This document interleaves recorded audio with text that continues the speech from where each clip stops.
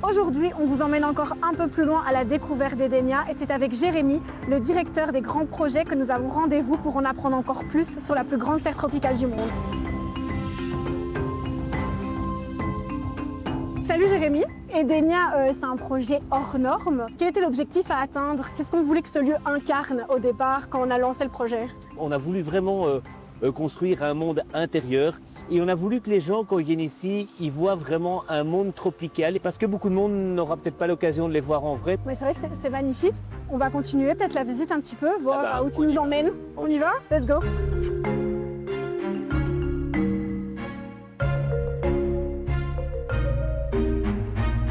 À Priasa, on essaie vraiment de faire des enclos mixtes avec plusieurs animaux. Pourquoi? C'est pour la diversité des visiteurs, mais c'est aussi pour les animaux qui se stimulent entre eux. Et on peut voir qu'ici, on a vraiment nos hôtels avec des chambres, avec une vision subaquatique pour voir vraiment les loutres sous l'eau. Et ça va être génial parce que les loutres, elles sont toujours en train de bouger, de s'amuser, de batifoler.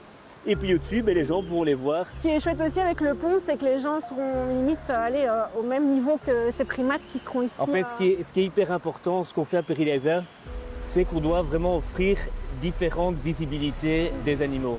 Mais en plus, ici, on se retrouve avec des arbres. Les arbres les plus hauts font 14 mètres ici dans la serre et vont encore grandir et se développer grâce au climat. Ils vont se mettre à un moment avec cette passerelle à 8 mètres de haut dans les arbres. Mais avec le pontage qui est à 20 mètres de haut, ici, au-dessus des arbres, ils auront une vue au-dessus des arbres. Allez, on continue. On y va. Donc à Priasa, ce qu'on essaye de faire dans les mondes qu'on construit, c'est pas simplement y mettre des animaux. Nous, on conçoit vraiment un paysage, on conçoit une partie du monde, mais aussi la culture avec des sculptures qui viennent de vraiment là-bas, pour avoir une vision totale de la partie du monde qu'on veut proposer aux visiteurs.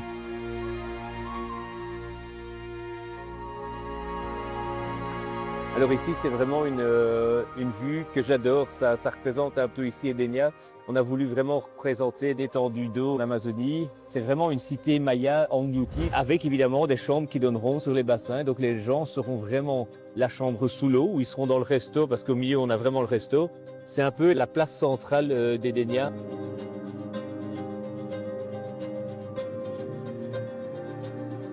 Et même l'avion comme ça qui surplombe. Mais ça, c'était vraiment une demande de la part d'Éric Dombe, c'est faire vivre cette serre. Mais donc, il a fallu le transporter, l'amener, le réassembler ici, et alors le monter avec la grue. On voulait lui donner une deuxième vie ici dans cette serre, dans un environnement où là, il est à l'abri de la pluie, des intempéries, et pour rester des dizaines et des dizaines d'années. Et ça te fait quoi de voir ça un peu prendre vie? C'est quand même vachement d'émotion parce qu'on est parti ici d'un parking et là maintenant on a tout un monde qui est prêt à ouvrir et on a la plus grande serre tropicale au monde. C'est la fruit farm avec beaucoup d'arbres fruitiers, des bananiers, on a des ananas. Quand les arbres auront poussé, avec les primates qui vont ici passer au-dessus, on aura vraiment l'impression d'être dans la jungle avec ces singes qui nous passent au-dessus. Exactement, et vous verrez qu'on va très vite oublier toute la tridime et toute la structure métallique vitrée qui est belle, que moi j'aime bien en tant qu'ingénieur, mais qui va se fondre dans la masse. Et au final, elle va faire partie du décor, mais les gens ne lèveront plus les yeux au ciel parce qu'on aura tellement de belles choses à admirer en dessous.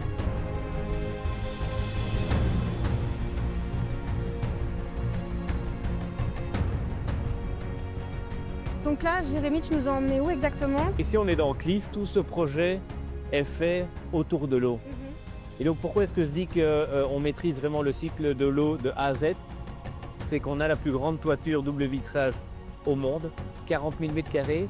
Toute cette eau de pluie est récupérée et est stockée avec au total c'est 1400 m³ d'eau. Et on utilise cette eau vraiment pour arroser les plantes, pour réhumidifier la serre.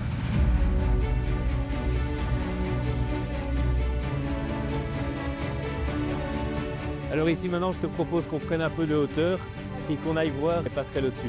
C'est parti.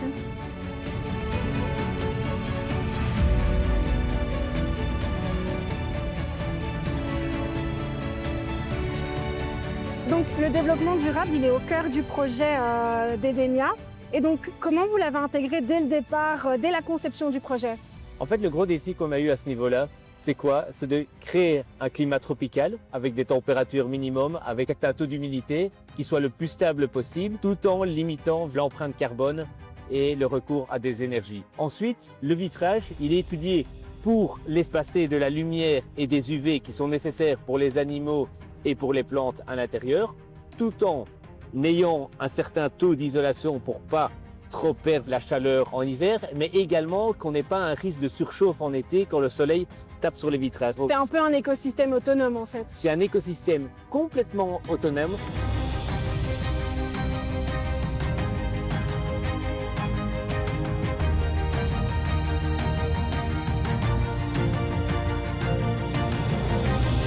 Si tu devais retenir une image ou un moment qui représente toute cette aventure, Edenia, ce serait laquelle? Les arbres, ce qu'on a réussi à faire ici, ces arbres, c'est incroyable de planter tout ça. Mais l'autre jour, le cactus, l'énorme cactus de 12 mètres de haut, qui est une des pièces maîtresses du projet, ouais, c'était un moment d'émotion de le prendre, de le mettre dans son trou verticalement, c'est énormément d'émotion. Et si tu devais définir Edenia en un seul mot pour les gens qui vont venir visiter Edenia à partir du 7 février? L'émerveillement. Et je pense qu'une fois que les gens arriveront et que les gens auront des étoiles plein les yeux en voyant ça, on leur a fait découvrir une partie du monde et toutes les beautés de ce monde-là, les gens feront un waouh.